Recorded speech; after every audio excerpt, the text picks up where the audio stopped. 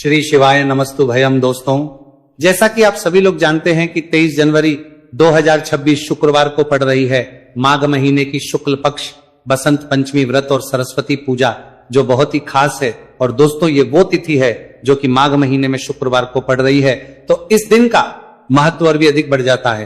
पूज्य गुरु जी ने कहा है कि अगर कभी भी मौका लग जाए और माघ महीने की बसंत पंचमी व्रत शुक्रवार को पड़ जाए तो इस दिन आपको 11 गेहूं के दाने वाला उपाय जरूर करना चाहिए, क्योंकि ऐसा संयोग बहुत ही कम आता है।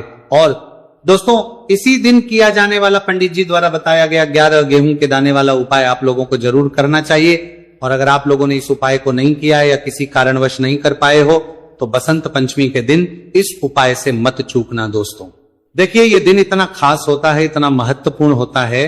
देखा गया है कभी कभी बड़े बड़े पूजा पाठ अनुष्ठान से जो मनोकामना पूर्ण नहीं होती है, वो माघ महीने के शुक्रवार के दिन एक छोटे से करने से ही आपकी मनोकामना पूर्ण हो जाती है। और बहुत सारे लोगों ने इस उपाय को किया भी है और उनको इस सारे उपाय को करने का फल भी जरूर मिला है। अगर आप लोग भी इस उपाय को बसंत पंचमी के दिन करना चाहते हैं तो आप इस उपाय को पहले अच्छे से समझ लेना, सुन लेना, उसके बाद करना। आपको इस उपाय का फल जरूर मिलेगा। देखना, आपकी सभी मनोकामनाएं पूरी हो जाएंगी। दोस्तों, हम आपको यहां पर बता दें कि ये जो गेहूं के दाने वाला उपाय, ये उपाय पंडित जी ने अपनी अभी की शिव महापुराण की कथा में ही बताया है। और इस उपाय को करने से आपके घर में चाहे किसी भी प्रकार की दुख और समस्या क्यों ना चल रही हो, आपको उसका कारण भी नहीं पता है कि भाई ये समस्या किस कारण से चल रही है। उसका कुछ भी कारण हो सकता है, जैसे पितृदोष हो सकता है, काल सर्प दोष हो सकता है, या किसी भी तरह का मंगल दोष भी हो सकता है, और भी बहुत तरह के दोष होते हैं, कुछ भी हो सकता है। पर आपको इसको करने के लिए अपने दोष को पता लगाने की भी जरूरत नहीं है। आपके घर में किस कारण से इतनी दुहक और परेशानी आ रही है, वो भी आपको पता लगाने की जरूरत नहीं है। बस शुक्रवार के दिन इस उपाय को कर लेना, क्योंकि इसी एकमात्र उपाय को करने से आपके पूरे घर परिवार में सुख और शांति हो जाएगी। आपके घर में अच्छे अच्छे काम होने लगेंगे। आपकी जो भी मनोकामना होगी वो भी धीरे धीरे करके पूर्ण होना शुरू हो जाएंगी। अब हम समझते हैं इस गेहूं के दाने वाले उपाय को आपको करना कैसे है, किसको करना है, किस समय करना है और कैसे करना है। देखो, उपाय बिल्कुल आसान है, बस समझने वाली बात है। ध्यान से समझिए, उसके बाद ही आप लोग जो है इस उपाय को जरूर कीजिएगा। लेकिन उससे पहले जो भी मेरे भाई, मेरी प्यारी बहनें आज चैनल पर पहली बार आए हैं या मेरी आवाज आज पहली बार सुन रहे हैं, अगर आप भी महादेव के सच्चे भक्त हैं तो वीडियो को और चैनल को सब्सक्राइब जरूर कर लें और कमेंट बॉक्स में लिखें हर हर महादेव, जय भोलेनाथ। अब सबसे पहली चीज हम लोग ये समझते हैं कि इस 11 गेहूं के दाने वाले उपाय को इस शुक्रवार के दिन किसको करना है। तो देखिए, इस उपाय को घर के सभी सदस्यों को करने की बिल्कुल भी जरूरत नहीं है।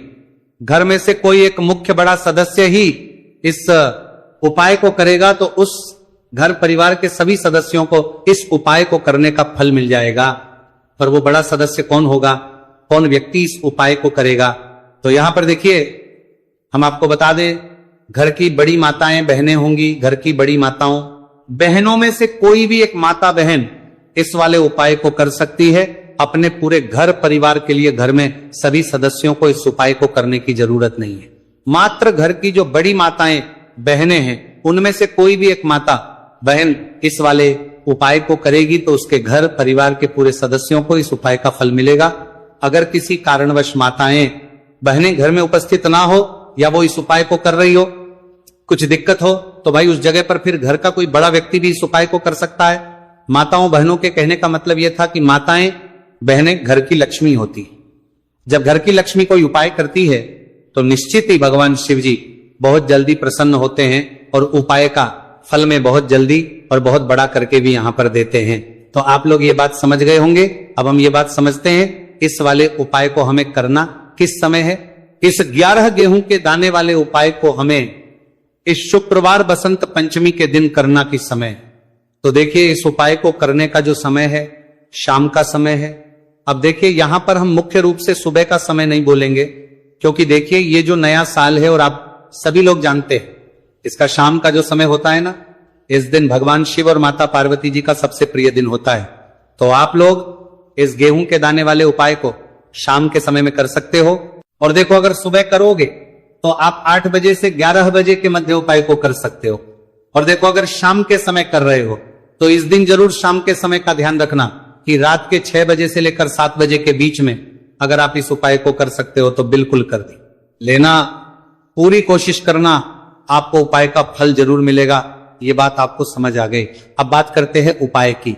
देखो गुरुजी ने कहा है कि अगर शुक्रवार के दिन बसंत पंचमी व्रत पड़ जाए तो इस दिन आपको 11 गेहूं के दाने वाला तो अवश्य ही करना चाहिए। देखो ये उपाय, यदि आपके जीवन में कर्जा बहुत अधिक है, आपके जीवन में संकट बहुत अधिक रहते हैं, आपके ऊपर बहुत अधिक विपदा आ रही है, बार बार आपको अपने व्यापार में और अपने धन में हानि देखने को मिल रही है, यानी कि आपको प्रत्येक कार्य में हानि हो रही है, तो बार बार अपनी विपदा रही है तो मंत नाम अमर, बार बार अपने विपदा रही है, आपको ये उपाय करना चाहिए। देखिए इस उपाय के लिए आपको 11 गेहूं के दाने आपको लेने हैं, ठीक है।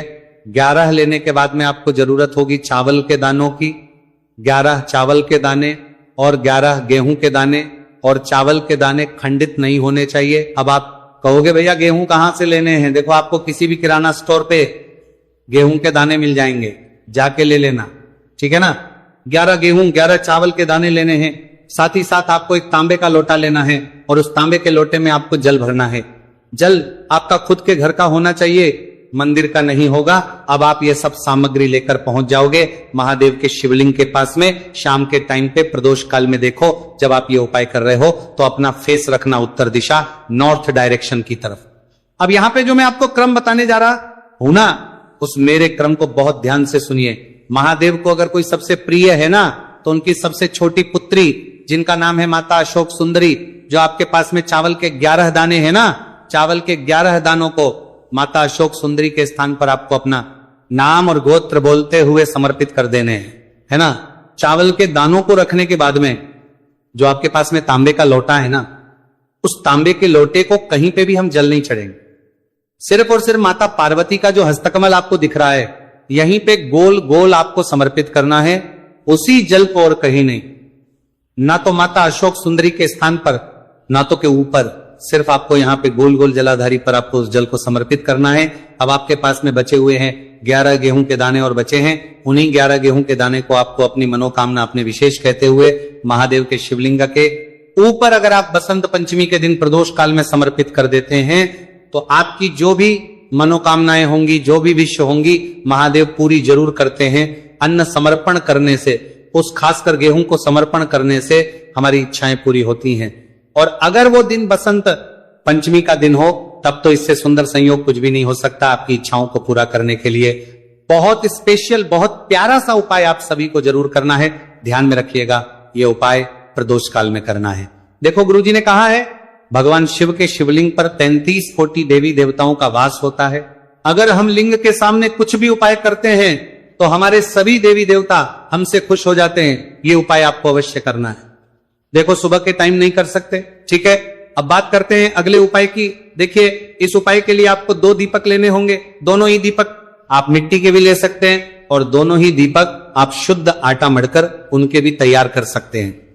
अब दोस्तों दोनों ही दीपक के अंदर आपको शुद्ध घी का प्रयोग करना होगा और एक दीपक अंदर आपको गोल रुई की बाती का प्रयोग करना होगा और एक दीपक के अंदर आपको लंबी बाती का प्रयोग करना होगा। लंबी बाती वाले दीपक के अंदर आप मौली वाला जो धागा आता है कलावा का, उसकी बाती का प्रयोग भी आप लंबी बाती वाले दीपक के अंदर कर सकते हैं। देखिए 2 दीपक वाला ये चमत्कारी उपाय केवल शुक्रवार की रात्रि में ही किया जाता है, इसीलिए आपको इस उपाय को बहुत ही ध्यान से समझना। इसी के साथ में आपको 1 चुटकी काले तिल के दाने लेना है और इसी के साथ में आपको मात्र 1 चुटकी हल्दी भी लेनी होगी। अब दोस्तों ये सभी सामग्री लेकर के आपको रात्रि के समय पहुंच जाना है अपने घर में। जहां कहीं भी तुलसी जी का पौधा, तुलसी माता का निवास स्थान है, वहां पर देखिए दोस्तों सबसे पहले तो आपके पास जो एक गोल बाती का दीपक, उसे आपको तुलसी जी के वहां पर प्रज्वलित करना है। दीपक को प्रज्वलित करते समय आपको ओम नमो भगवते वासुदेवा या इस मंत्र का 11 बार जाप कर लेना है।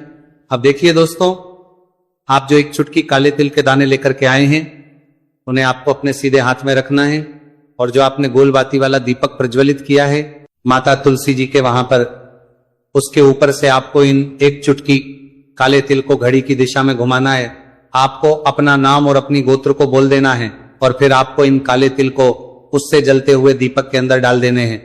देखिए काले तिल भगवान विष्णु के पसीने से उत्पन्न हुए हैं, और जब हम यह दीपक रात्रि में प्रज्वलित करते हैं तो इससे हमें हमारे कर्ज में राहत मिलती है, हमारे जीवन में धन प्राप्ति के नए नए मार्ग खुलते हैं, हमारा अगर कोई भी कार्य रुका हुआ है तो वह भी परिपूर्ण होता है। देखिए, गोलबाती का जो दीपक है, विशेषकर हम माता तुलसी के वहां पर भगवान विष्णु और माता लक्ष्मी के निमित्त प्रज्वलित कर रहे हैं। इस प्रकार से आपको ये दीपक प्रज्वलित कर देना है। अब जो आपके लंबी बाती का दीपक है, एक चुटकी हल्दी है, तो इससे आपको लेकर के पहुंचना है अपने घर के मंदिर में। आपके घर के मंदिर में माता लक्ष्मी की जो भी प्रतिमा ही मूर्ति है, उनके सामने सबसे पहले तो आपको ये लंबी बाती का दीपक रखना है। फिर आपको दीपक को प्रज्वलित कर देना है। दीपक को प्रज्वलित करते समय आपको महालक्ष्मी इस मंत्र का जाप करते रहना है।